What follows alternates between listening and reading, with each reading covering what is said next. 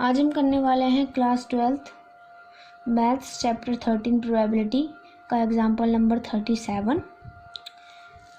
If a machine is correctly set up it produces 90% acceptable items.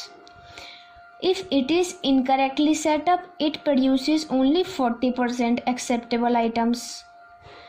तो past experiences ये बताते हैं कि 80% of the setups are correctly done, मतलब करेक्टली हमारे 80% सेटअप्स हुए हैं।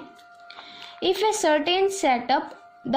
After a certain setup the machine produces 2 acceptable items, तो हमें ये बताना है कि जो मशीन है जिसने 2 एक्सेप्टेबल आइटम्स को प्रोड्यूस किया है वो क्या है, करेक्टली सेटअप है।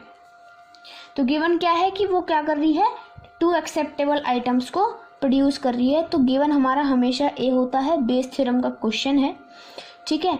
तो वो क्या है कि जो मशीन है वो हमारी प्रोड्यूस कर रही है 2 एक्सेप्टेबल आइटम्स,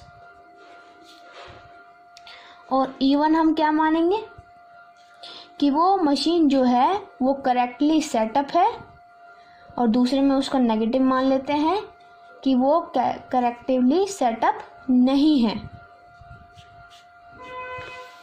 ठीक, अब सिंपल बाय बेस थ्योरम, जब वो करेक्टली सेटअप है तो वो है कि हमारा 80% क्वेश्चन में बोल रहा है।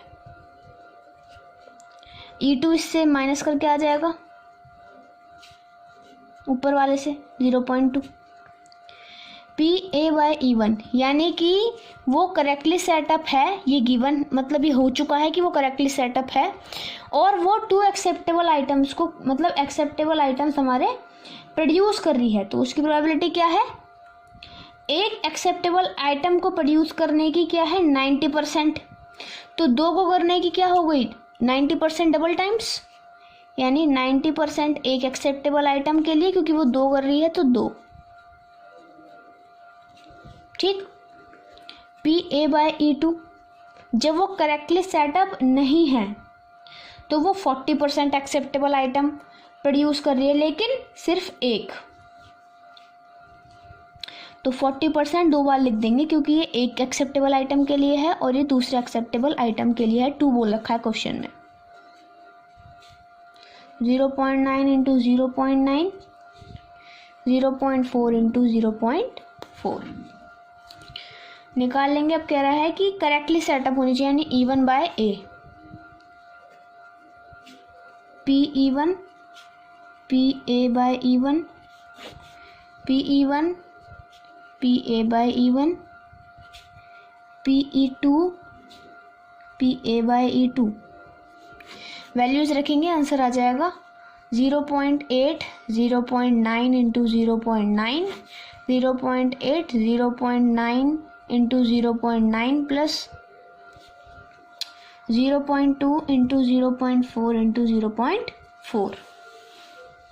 ठीक, इन सबको जब आप कैलकुलेट करोगे तो आपका आ जाएगा 0.95। ये होगा आपका आंसर।